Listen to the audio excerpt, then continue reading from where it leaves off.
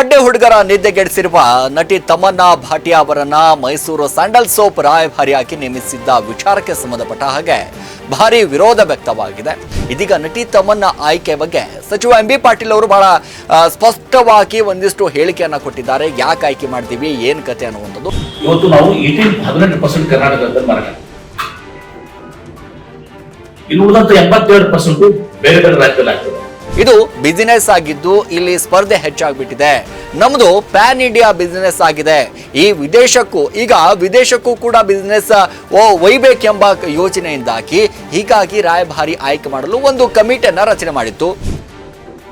ಈ ತಮ್ಮಣ್ಣ ಭಾಟಿ ಅವರಿಗೆ ಯಾಕೆ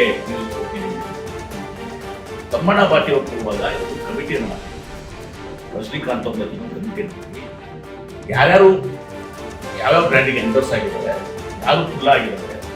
ತಮ್ಮನ್ನ ಆಯ್ಕೆಗೂ ಮುನ್ನವೇ ರಶ್ಮಿಕಾ ಮಂದಣ್ಣ ಅವರನ್ನ ಕೂಡ ಕೇಳಿದ್ವಿ. ಅವರು ಬೇರೆ ಕಡೆ ಸೈನ್ ಮಾಡಿದ್ದೀವಿ, ನಾವು ಆಗಲ್ಲ ಅಂತ ಅಂದ್ರು.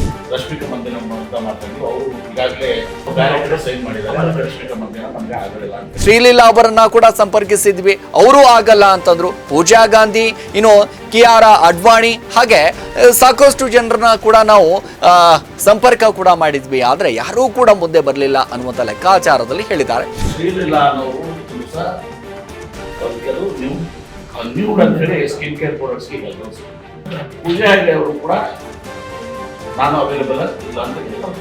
ಆಮೇಲೆ ಕಿಯಾರಾ ಅಡ್ವಾಣಿ ಅವರು ಪಾಯಿಂಟ್ಸ್ ಮತ್ತು ನಾವು ಇದಕ್ಕೆ ನಾನು ಮಾಡಿದ್ದೀನಿ. ಕನ್ನಡಕ್ಕೆ ಅವಮಾನ ಮಾಡಬೇಕು ಅಂತ ಉದ್ದೇಶ ಏನಿಲ್ಲ. ಮುಂದೆ ವಿದೇಶಿಯವರು ಕೂಡ ರಾಯಭಾರಿಯಾಗಿ ಆಯ್ಕೆ ಮಾಡುವ ಉದ್ದೇಶವೂ ಕೂಡ ನಮ್ದಿದೆ.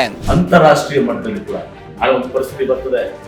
ಅವಾಗ ಮತ್ತೆ ನೀವು ಬರ್ತೀರಿ, ನೀವು ಹಾಲಿವುಡ್ ಆಕ್ಟರ್ಸ್ ನೀವು ಬ್ರ್ಯಾಂಡ್ ಅಂಬಾಸಿಡರ್ ಮಾಡ್ಬೇಕಂದ್ರೆ ನೀವು ಯುರೋಪ್ ನಲ್ಲಿ ಅಮೆರಿಕಾದಲ್ಲಿ ಮಾಡಿದಾಗ ಮುಂದೆ ಒಂದು ಸಂದರ್ಭ ಬರ್ತದೆ, ಒಬ್ಬ ಹಾಲಿವುಡ್ ಆಕ್ಟರ್ಸ್ ಕೂಡ ನೀವು ಅದು ಮಾಡ್ಬೇಕಾಗ್ತದೆ. ಅವಾಗ ಹಲೋ ನಮಸ್ಕಾರ, ಸ್ಪೀಡ್ ನ್ಯೂಸ್ ನ ವಿಶೇಷ ಕಾರ್ಯಕ್ರಮಕ್ಕೆ ಸ್ವಾಗತ. ನಾನು ಸಿರಾಜ್ ವಾಲಿಕಾರ್. ಪಡ್ಡೆ ಹುಡುಗರ ನಿದ್ದೆಗೆಡಿಸಿರುವ ನಟಿ ತಮನ್ನಾ ಭಾಟಿಯಾ ಅವರನ್ನ ಮೈಸೂರು ಸ್ಯಾಂಡಲ್ ಸೋಪ್ ರಾಯಭಾರಿಯಾಗಿ ನೇಮಿಸಿದ್ದ ವಿಚಾರಕ್ಕೆ ಸಂಬಂಧಪಟ್ಟ ಹಾಗೆ ಭಾರಿ ವಿರೋಧ ವ್ಯಕ್ತವಾಗಿದೆ. ಕರ್ನಾಟಕದ ಉತ್ಪನ್ನಕ್ಕೆ ಕನ್ನಡದ ನಟ ನಟಿಯರನ್ನೇ ಆಯ್ಕೆ ಮಾಡಬೇಕೆಂದು ಅನೇಕರು ಒಂದಿಷ್ಟು ವಿರೋಧವನ್ನ ವ್ಯಕ್ತಪಡಿಸಿದ್ರು. ಇದೀಗ ನಟಿ ತಮನ್ನಾ ಆಯ್ಕೆ ಬಗ್ಗೆ ಸಚಿವ ಎಂ ಬಿ ಪಾಟೀಲ್ ಅವರು ಬಹಳ ಸ್ಪಷ್ಟವಾಗಿ ಒಂದಿಷ್ಟು ಹೇಳಿಕೆಯನ್ನ ಕೊಟ್ಟಿದ್ದಾರೆ. ಯಾಕೆ ಆಯ್ಕೆ ಮಾಡ್ತೀವಿ, ಏನ್ ಕತೆ ಅನ್ನುವಂಥದ್ದು. ಸದಾಶಿವನಗರ ನಿವಾಸದಲ್ಲಿ ಮಾತಾಡಿದಂಥ ಸಚಿವ ಎಂ ಬಿ ಪಾಟೀಲ್ ಅವರು, ಇದು ಬಿಸಿನೆಸ್ ಆಗಿದ್ದು ಇಲ್ಲಿ ಸ್ಪರ್ಧೆ ಹೆಚ್ಚಾಗ್ಬಿಟ್ಟಿದೆ. ನಮ್ದು ಪ್ಯಾನ್ ಇಂಡಿಯಾ ಬಿಸಿನೆಸ್ ಆಗಿದೆ. ಈ ವಿದೇಶಕ್ಕೂ ಕೂಡ ಬಿಸಿನೆಸ್ ಒಯ್ಬೇಕೆಂಬ ಯೋಚನೆಯಿಂದಾಗಿ ಹೀಗಾಗಿ ರಾಯಭಾರಿ ಆಯ್ಕೆ ಮಾಡಲು ಒಂದು ಕಮಿಟಿಯನ್ನ ರಚನೆ ಮಾಡಿತ್ತು. ಎಲ್ಲ ವಿಚಾರವನ್ನ ಗಮನದಲ್ಲಿಟ್ಟುಕೊಂಡೇ ನಿರ್ಧಾರವನ್ನ ಮಾಡಿದ್ದೀವಿ ಅಂತ ನಾವು ಹೇಳಿದ್ದಾರೆ. ನೋಡಿ, ರಶ್ಮಿಕಾ ಮಂದಣ್ಣ ಅವರನ್ನ ಕೂಡ ಕೇಳಿದ್ವಿ, ಹೊಸ ಸೋಪುಗಳನ್ನ ಪರಿಚಯ ಮಾಡಿದ್ದೇವೆ. ನಾವು ಈಗ ಪಾಪ್ಯುಲರ್ ಮಾರ್ಕೆಟ್ಗೂ ಕೂಡ ಕಾಲಿಡ್ತಿದ್ದೇವೆ. ಇದು 5,000 ಕೋಟಿ ಬಿಸಿನೆಸ್ಗೆ ತೆಗೆದುಕೊಂಡು ಹೋಗುವ ಯೋಜನೆ ಇದೆ. ತಮ್ಮನ್ನ ಆಯ್ಕೆಗೂ ಮುನ್ನವೇ ರಶ್ಮಿಕಾ ಮಂದಣ್ಣ ಅವರನ್ನ ಕೂಡ ಕೇಳಿದ್ವಿ, ಅವರು ಬೇರೆ ಕಡೆ ಸೈನ್ ಮಾಡಿದ್ದೀವಿ, ನಾವು ಆಗಲ್ಲ ಅಂತ ಅಂದ್ರು. ಸೊ ಈಗ ಶ್ರೀಲೀಲಾ ಅವರನ್ನ ಕೂಡ ಸಂಪರ್ಕಿಸಿದ್ವಿ, ಅವರು ಆಗಲ್ಲ ಅಂತಂದ್ರು. ಪೂಜಾ ಗಾಂಧಿ, ಇನ್ನು ಕಿಯಾರಾ ಅಡ್ವಾಣಿ, ಹಾಗೆ ಸಾಕಷ್ಟು ಜನರನ್ನ ಕೂಡ ನಾವು ಸಂಪರ್ಕ ಕೂಡ ಮಾಡಿದ್ವಿ. ಆದ್ರೆ ಯಾರೂ ಕೂಡ ಮುಂದೆ ಬರಲಿಲ್ಲ ಅನ್ನುವಂಥ ಲೆಕ್ಕಾಚಾರದಲ್ಲಿ ಹೇಳಿದ್ದಾರೆ. ಸೊ ಹಾಗಾಗಿ ತಮನ್ನಾ ಭಾಟಿಯಾ ಅವರನ್ನ ಆಯ್ಕೆ ಮಾಡಿದ್ವಿ ಅಂದ್ರೆ ಈ ಕಮಿಟಿಯನ್ನ ರಚನೆ ಮಾಡಿದ್ದೇವಲ್ಲ, ಆ ಕಮಿಟಿಯಲ್ಲಿ ಒಂದಿಷ್ಟು ಏನೇನು ವಿಚಾರಗಳಾಯಿತು, ಏನೇನು ಕತೆ ಅನ್ನೋದ್ರ ಬಗ್ಗೆಯೂ ಕೂಡ ಬಹಳ ಸ್ಪಷ್ಟವಾಗಿ ಇಲ್ಲಿ ಹೇಳಿಕೆಯನ್ನು ಕೊಟ್ಟಿದ್ದಾರೆ. ಹಾಗಾಗಿ ತಮನ್ನಾ ಭಾಟಿಯಾ ಅವರನ್ನೇ ನಾವು ಆಯ್ಕೆ ಮಾಡುವಂತ ಪರಿಸ್ಥಿತಿ ಬಂತು. ಇನ್ನು ಕನ್ನಡಿಗರನ್ನ ನಾವು ಯಾವಾಗಲೂ ಕೂಡ ಸಂಪರ್ಕ ಮಾಡಿದ್ದೀವಿ, ಆದ್ರೆ ಅವ್ರು ಯಾರೂ ಕೂಡ ಫ್ರೀ ಇರಲಿಲ್ಲ. ಯಾರೇ ರಾಯಭಾರಿ ಆದ್ರೂ ಕೂಡ 2 ವರ್ಷ ಲಾಕ್ ಆಗ್ತಾರೆ. ದೀಪಿಕಾ ಪಡುಕೋಣೆ ನಮ್ಮ ಬಜೆಟ್ಗೆ ಒಂದಿಷ್ಟು ಒಪ್ಪುವುದಿಲ್ಲ ಅನ್ನೋ ಕಾರಣದಿಂದಾಗಿ ಹೀಗಾಗಿ ಅವರನ್ನ ಸಂಪರ್ಕ ಮಾಡಲಿಲ್ಲ. ನಾವು ಕನ್ನಡಕ್ಕೆ ಅವಮಾನ ಮಾಡಬೇಕು ಅಂತ ಉದ್ದೇಶ ಏನಿಲ್ಲ. ಮುಂದೆ ವಿದೇಶಿಯವರು ಕೂಡ ರಾಯಭಾರಿಯಾಗಿ ಆಯ್ಕೆ ಮಾಡುವ ಉದ್ದೇಶವೂ ಕೂಡ ನಮ್ದಿದೆ. ನೋಡಿ, ಆ ಕಾಲ ಬರಲಿ ಅಂತ ಹಾರೈಸಿ ಅಂತ ಎಂ ಬಿ ಪಾಟೀಲ್ ಅವರು ಕೂಡ ಹೇಳಿದ್ದಾರೆ. ನಮ್ಮ ಕಲಾವಿದರ ಬಗ್ಗೆ ನಮಗೆ ಗೌರವ ಇದೆ, ನಮಗೆ ಕನ್ನಡದ ಅಸ್ಮಿತೆಯ ಬಗ್ಗೆ ಅಪಾರ ಬದ್ಧತೆ ಇದೆ. ವಚನ ಸಾಹಿತ್ಯ ಹಿನ್ನೆಲೆಯಿಂದ ಬಂದವರು ನಾವು ಕೂಡ ಕನ್ನಡ, ನಮ್ಮ ಕಲಾವಿದರ ಬಗ್ಗೆ ನಮಗೆ ಗೌರವ ಇದೆ ಅನ್ನುವಂಥ ಮಾತನ್ನ ಕೂಡ ಎಂ ಬಿ ಪಾಟೀಲ್ ಅವರು ಹೇಳಿಕೆಯನ್ನು ಕೊಟ್ಟಿದ್ದಾರೆ. ರಾಷ್ಟ್ರ ಮಟ್ಟದಲ್ಲಿ ಅಂತಾರಾಷ್ಟ್ರೀಯ ಮಟ್ಟದಲ್ಲೂ ಕೂಡ ಸ್ಪರ್ಧೆ ಮಾಡಬೇಕಿದೆ. ನಮ್ಮ ಗುರಿ ವಹಿವಾಟು 5,000 ಕೋಟಿಗೆ ಹೋಗಬೇಕು. ಗಲ್ಫ್, ಯುರೋಪಿಯನ್ ದೇಶಗಳಲ್ಲೂ ಕೂಡ ನಮ್ಮ ಉತ್ಪನ್ನಗಳು ಹೋಗಬೇಕು. 23 ಉತ್ಪನ್ನಗಳ ಉತ್ಪಾದನೆ ಮಾಡ್ತಾ ಇದ್ದೇವೆ. ಕರ್ನಾಟಕದ ಹೊರಗೆ ಸೇಲ್ ಮಾಡಲು ಕನ್ನಡದ ವಿವರಣೆ ಇರಲ್ಲ. ಕರ್ನಾಟಕದಲ್ಲಿ ಸೋಪುಗಳ ಪ್ಯಾಕಿಂಗ್ ಮೇಲೆ ಇಂಕು ಆಕರ್ಷಕವಾಗಿ ಕನ್ನಡದಲ್ಲಿ ಬರೆಸುತ್ತೇವೆ. ಬೇರೆ ರಾಜ್ಯಗಳಲ್ಲಿ ಪ್ಯಾಕಿಂಗ್ ಮೇಲೆ ಕನ್ನಡ ಇರಲ್ಲ, ಯಾಕಂದ್ರೆ ಬೇರೆ ರಾಜ್ಯಗಳ ಜನರಿಗೆ ಕನ್ನಡ ಬರಲ್ಲ.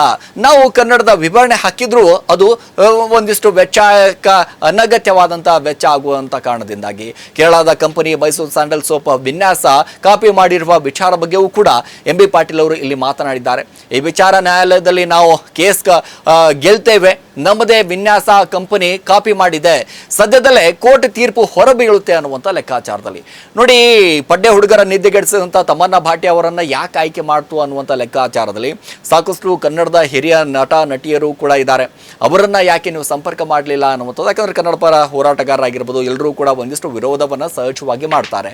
ಸೊ ಅವರೆಲ್ಲರನ್ನ ಕೂಡ ಸಂಪರ್ಕವನ್ನ ಮಾಡಿದ್ದೀವಿ, ಆದ್ರೆ ಯಾರೂ ಕೂಡ ಫ್ರೀ ಇರಲಿಲ್ಲ. ಅವರು ಅಂದ್ರೆ ಒಂದಿಷ್ಟು ಬಜೆಟ್ಗಳು ಕೂಡ ಇವರು ನಮಗೆ ನಮ್ಮ ಬಜೆಟ್ಗೆ ಅವರು ಬರಲಿಲ್ಲ ಅನ್ನುವಂಥ ಲೆಕ್ಕಾಚಾರದಲ್ಲಿ ಮಾತಾಡಿದ್ರು. ಸೊ ಒಟ್ಟಾರೆಯಾಗಿ ನಾವು ನೋಡ್ತಾ ಹೋದ್ರೆ ತಮನ್ನಾ ಭಾಟಿಯಾ ಒಂದು ಕಡೆ ಆದ್ರೆ ಮತ್ತೊಂದು ಕಡೆ ರಶ್ಮಿಕಾ ಮಂದಣ್ಣ ಅವರನ್ನ ಕೂಡ ಸಂಪರ್ಕ ಕೂಡ ಮಾಡಿದ್ರು, ಶ್ರೀಲೀಲಾ ಅವರನ್ನ ಕೂಡ ಸಂಪರ್ಕ ಮಾಡಿದ್ರು. ಬೇರೆ ಯಾರೂ ಕೂಡ ಸಿಕ್ಕಾಪಟ್ಟೆ ಬ್ಯುಸಿ ಆಗಿಬಿಟ್ಟಿದ್ದಾರೆ. ಅಂದ್ರೆ ನಮಗೆ ಸಮಯ ಕೊಡಕ್ಕೆ ಆಗ್ತಾ ಇಲ್ವಾ ಅಂತಂದ್ರೆ ಡಿ.ಕೆ. ಶಿವಕುಮಾರ್ ಅವರು ಒಂದಿಷ್ಟು ಈ ಹಿಂದೆ ಕನ್ನಡ ಚಿತ್ರರಂಗದ ವಿಚಾರಕ್ಕೆ ಸಂಬಂಧಪಟ್ಟ ಹಾಗೆ ನಾವು ನೋಡ್ತಾ ಹೋದ್ರೆ ನಟ್ಟು ಬೋಲ್ಟು ಟೈಟ್ ಮಾಡಬೇಕು ಅನ್ನುವಂಥ ಲೆಕ್ಕಾಚಾರವು ಕೂಡ ಮಾತಾಡಿದ್ರು. ಆ ಮಾತು ಕೂಡ ಇಡೀ ಚಿತ್ರರಂಗದಲ್ಲಿ ಸಾಕಷ್ಟು ವಿರೋಧವೂ ಕೂಡ ವ್ಯಕ್ತವಾಯಿತು. ಕೆಲವೊಂದಿಷ್ಟು ನಾಯಕರು ಹೌದು, ಯಾರೇ ದೊಡ್ಡ ದೊಡ್ಡ ಸಿನಿಮಾಗಳಲ್ಲಿ ಬಂದಂಥ ಸಂದರ್ಭದಲ್ಲಿ ಮಾತ್ರ ಬರ್ತಾರೆ, ಈಗ ಇಂಥ ಕಾರ್ಯಕ್ರಮಗಳಲ್ಲೂ ಕೂಡ ಯಾರೂ ಬರೋದಿಲ್ಲ ಅನ್ನುವಂಥ ಲೆಕ್ಕಾಚಾರದಲ್ಲಿ ಮಾತಾಡಿದ್ರು. ಇನ್ನು ಒಂದೊಂದು ಕಡೆ ಅವರಿಗೆ ಆಹ್ವಾನವೇ ಬಂದಿಲ್ಲ ಅನ್ನುವಂಥ ಲೆಕ್ಕಾಚಾರದಲ್ಲಿ ಮಾತಾಡಿದ್ರು. ಇವೆಲ್ಲವೂ ಕೂಡ ರಾಜಕೀಯವಾಗಿ ಒಂದಿಷ್ಟು ಬೆಳವಣಿಗೆ ಆದ ನಂತರ ಮೈಸೂರು ಸ್ಯಾಂಡಲ್ ಸೋಪ್ ಅದು ನಮ್ಮ ಕರ್ನಾಟಕದ ಹೆಮ್ಮೆ, ಕರ್ನಾಟಕದವರೇ ಆಗಬೇಕಾಗಿತ್ತು ಅನ್ನುವಂಥ ಲೆಕ್ಕಾಚಾರದಲ್ಲಿತ್ತು. ಆದರೆ ತಮನ್ನಾ ಭಾಟಿಯಾ ಅವರನ್ನ ಆಯ್ಕೆ ಮಾಡಿರುವಂಥದ್ದು ಕನ್ನಡ ಪರ ಸಂಘಟನೆಗಳಾಗಿರ್ಬೋದು, ಬೇರೆ ಬೇರೆಯವರಾಗಿರ್ಬೋದು ಎಲ್ಲರೂ ಕೂಡ ಒಂದಿಷ್ಟು ಆರೋಪಗಳನ್ನು ಮಾಡ್ತಾ ಇದ್ದಾರೆ. ಸೊ ಒಟ್ಟಾರೆಯಾಗಿ ಏನಾಗುತ್ತೆ, ಕೊನೆಯದಾಗಿ ಈಗ ಆಯ್ಕೆ ಆಗಿರುವಂಥದ್ದು ಅದರ ವಿಚಾರಕ್ಕೆ ಸಂಬಂಧಪಟ್ಟ ಹಾಗೆ ಕೇವಲ ಇದು ಕರ್ನಾಟಕದಲ್ಲಿ ಮಾತ್ರ ಅಲ್ಲ, ವಿದೇಶದಲ್ಲೂ ಕೂಡ ನಾವು ಬಿಸ್ನೆಸ್ ಅನ್ನ ಮಾಡೋದಕ್ಕೆ ಹೋಗ್ತಾ ಇದ್ದೀವಿ. 5,000 ಕೋಟಿಗೂ ಹೆಚ್ಚು ಬಿಸ್ನೆಸ್ ಅನ್ನ ವಿಸ್ತಾರವಾಗಿ ಮಾಡಕ್ಕೆ ಹೋಗ್ತಾ ಇದ್ದೀವಿ ಅಂತ ಎಂ.ಬಿ. ಪಾಟೀಲ್ ಸಚಿವರು ಎಂ.ಬಿ. ಪಾಟೀಲ್ ಹೇಳಿಕೆಯನ್ನ ಕೊಟ್ಟಿರುವಂಥದ್ದು. ಸೊ ಮುಂದಿನ ದಿನದಲ್ಲಿ ಕೇವಲ ಕರ್ನಾಟಕ ಮಾತ್ರ ಅಲ್ಲ, ಇಡೀ ದೇಶಾದ್ಯಂತ ವಿದೇಶದಲ್ಲೂ ಕೂಡ ಮೈಸೂರು ಸ್ಯಾಂಡಲ್ ಸೋಪ್ ಹವಾ ಈಗ ಮುಂದೆ ಹೋಗಲಿದೆ ಅಂತಾನೆ ಹೇಳ್ಬೋದು. ಇದಾಗಿದ್ದು ಇವತ್ತಿನ ವಿಶೇಷ. ನಿರಂತರ ಸುದ್ದಿಗೆ ನೋಡ್ತಾರೆ ಸ್ಪೀಡ್ ನ್ಯೂಸ್ ಕನ್ನಡ. ಸುದ್ದಿ ನಿಮ್ಮದು, ವೇಗ ನಮ್ಮದು. ಹೆಚ್ಚಿನ ಸುದ್ದಿಗಳಿಗಾಗಿ ನಮ್ಮ ಚಾನೆಲ್ನ ಸಬ್ಸ್ಕ್ರೈಬ್ ಮಾಡಿ.